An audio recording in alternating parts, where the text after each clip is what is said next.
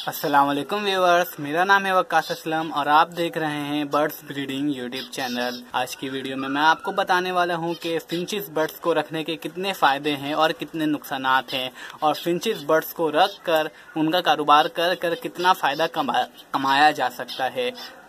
तो चलते हैं अपने सबसे पहले फ़ायदे की तरफ कि फिंचिस बर्ड को रखने का सबसे पहला फ़ायदा क्या है।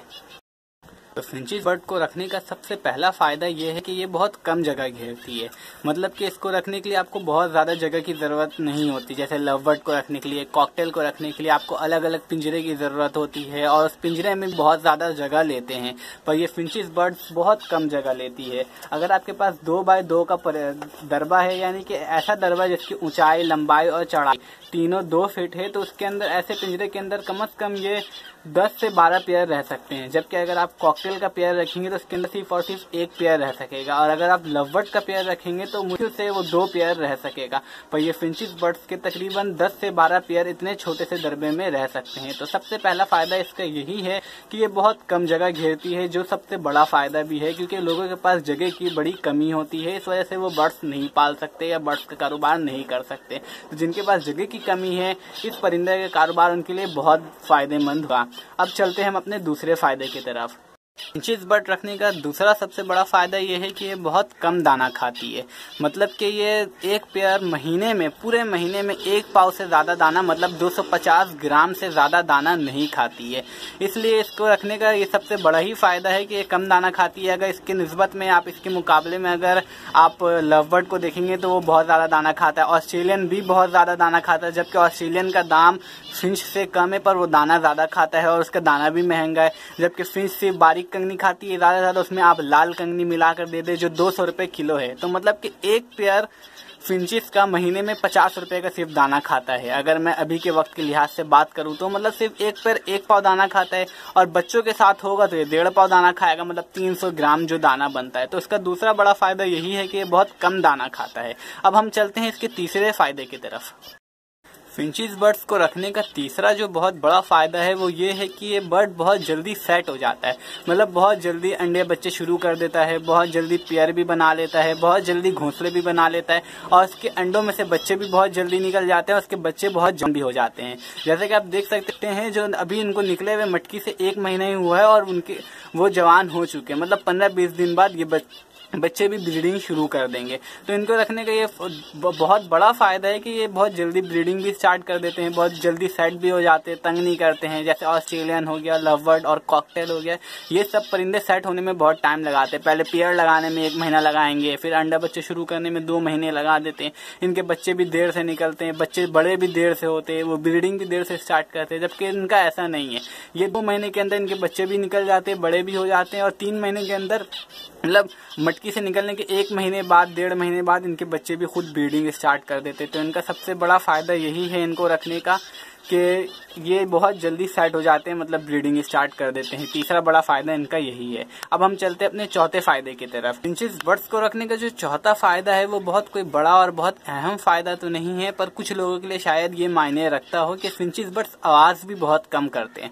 जैसे कुछ लोगों को होता है आवाज़ से मसला होता है, या वो चाहते हैं कि किसी को पता ना चले कि वो बर्ड्स पाले हुए हैं।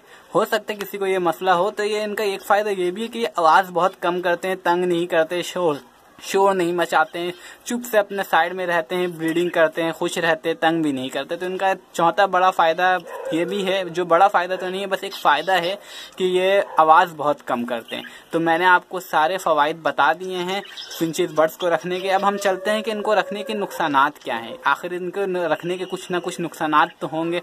इनको रखने के नुकसानात बहुत ज़्यादा तो नहीं है, पर कुछ नुकसानात हैं जो मैं आपको बताता हूँ। तो सबसे पहला नुकसान ये है फिंचिस बर्ड्स को रखने का कि इनके अंदर कैल्शियम की कमी बहुत जल्दी हो जाती है। मतलब कि इनको अगर आप रखेंगे, पहली बार ये ब्रीडिंग करेंगे, बच्चे निकल जाएंगे, उसके बाद जब ये दूसरी बार ब्रीडिंग करते हैं तो उनमें कैल्शियम की कमी हो जाती है। अगर आप कैल्शियम का कोई दवा ना दें या कैल्शियम पाउडर ना दें या आप इनको धूप में ना रखें, तो ये मतलब उन अगले ब्रीड करते हैं जो है उसमें बच्चे नहीं निकालते ये। मतलब दूसरी बात, अगर आप इनको कैल्शियम की इनमें कमी हो जाए तो इनमें कैल्शियम की कमी बहुत जल्दी हो जाती है। और दूसरा इसका रखने के नुकसान तो नहीं, नुकसान ही है कि इनको धूप में रखना लाजमी है। मतलब आप लव रखेंगे, कॉकटेल रखेंगे या कोई भी और परिंदा रखेंगे तो आप उनको कमरे के अंदर रख सकते हैं, पर आप इनको कमरे के अंदर रख कर अच्छी ब्रीडिंग नहीं ले सकते। इनसे आप ब्रीडिंग तो ले सकते हैं, कमरे के अंदर रख कर भी इनसे ब्रीडिंग ले सकते हैं, पर अच्छी ब्रीडिंग आप इनसे नहीं ले सकते हैं, क्योंकि इनको धूप की बहुत ज़रूरत होती है। क्योंकि धूप से ये कैल्शियम जैसे इंसानों को ज़रूरत होती है वैसे इन्हें भी धूप की बहुत ज़्यादा ज़रूरत होती है। अगर ये धूप में नहीं रहते तो ये अच्छी ब्रीडिंग नहीं करते। तो यही दो नुकसानात हैं, जो कि बहुत बड़े नुकसानात नहीं हैं। अगर आपके पास ऐसी जगह है जहाँ पर आप इनको धूप में रख सकते हैं और आप इनको कैल्शियम दे सकते हैं तो आप इनको ज़रूर पालें। इनके पालने के बहुत ज़्यादा फ़वायदे हैं। अब हम बात कर लेते हैं कि इनको रखना प्रॉफिटेबल है इस वक्त में पाकिस्तान के अंदर या तो है या नहीं है। इस पे हम बात कर लेते हैं कि इनको रखना। बहुत से लोग कहते हैं कि फिंचिस बर्ड्स को रखने का कोई फ़ायदा नहीं है, बहुत कम पैसे के बिकते हैं या इनसे ज़्यादा कमाई नहीं की जा सकती। तो ये सारे जो शक व शुबहात हैं, डाउट हैं, इनको मैं आज क्लियर कर दूंगा कि ऐसा कुछ भी नहीं है। तो हम सबसे पहले बात कर लेते हैं इनके प्राइस की। तो इनका प्राइस अभी जो मार्केट में चल रहा है 500 रुपये जाल वाले खरीद रहे हैं। आप किसी जाल में दुकान में बेचने जाएंगे तो वो 500 रुपये का खरीद लेंगे, पर अगर आप खड़े होकर बेचेंगे किसी मार्केट में किसी शख्स को तो आप 600 और 700 का भी बेच सकते हैं इस परिंदे को, जो कि ऑस्ट्रेलियन के दाम के मुकाबले में, ऑस्ट्रेलियन के प्राइस के मुकाबले में बहुत ज़्यादा है। आपको पता है ऑस्ट्रेलियन का दाम बहुत गिर चुका है, तो वो 350-300 का बिक रहा है, उसके मुकाबले में 500-600 का बिक जा रहा है। तो इसके प्राइस अभी भी बहुत ज़्यादा हैं। ऑस्ट्रेलियन के मुकाबले में खाना भी कम खाते हैं, या लवबर्ड के मुकाबले में खाना भी कम खाते हैं, ये जगह भी कम घेरते हैं और ब्रीडिंग स्पीड भी इनकी ज़्यादा है। तो इसको रखने के मेरे नज़दीक तो कोई नुकसानात नहीं है। मैंने कुछ कैलकुलेशन किए हैं कि देखिए, अगर आपके पास 10 पेयर है और वो 10 पेयर महीने में 2.5 किलो दाना खा रहा है, तो 2.5 किलो दाना आपका कम से कम 500 रुपये का बनेगा। सही है, मतलब कि आपका 10 पेयर महीने में 500 रुपये का दाना खा रहा है। इनका प्रोसेस जो होता है, ब्रीडिंग प्रोसेस होता है, ये 2 महीने के अंदर इनके ये अंडे भी दे देते हैं, अंडे से बच्चे भी निकल जाते हैं, बच्चे बड़े भी हो जाते हैं और वो बिकने के काबिल भी हो जाते हैं। इनका ब्रीडिंग साइकिल बहुत बड़ा नहीं है। तो अगर आपके पास 10 पेयर हैं, आपने उन 10 पेयर को 2 महीने के अंदर 1000 रुपये का दाना खिलाया और वो 10 पेयर आपको कम से कम, अगर एक पेयर 4 से 5 बच्चे भी देता है, पर मैंने कम रखा है, मैंने एवरेज रखा है कि एक पेयर आपको 3 बच्चे दे रहा है, तो 10 पेयर आपको 30 बच्चे दे रहा है।